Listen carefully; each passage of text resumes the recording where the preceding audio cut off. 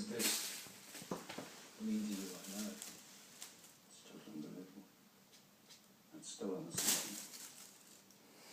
I've got a lump sitting here now and I just don't want to let it go. There's an ounce.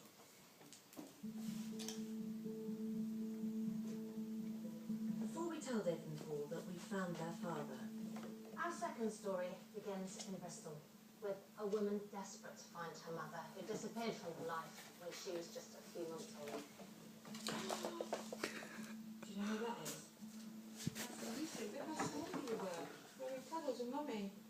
Like you're cuddling your baby. I love being a mum. It's the most rewarding thing I've ever done in my life, I think. It's just the joy that they bring. And so the happy times and the house is full of laughter and everyone's having fun. That's the best reward. I think I've replaced what I've missed growing up as a child with my children.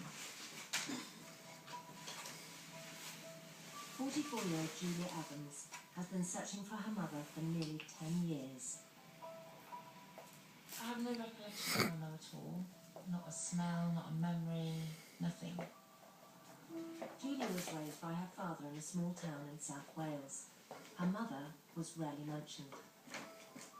I was brought up to believe that my mum wasn't in my life at a choice. That's something that my dad said on more than one occasion. She's not here.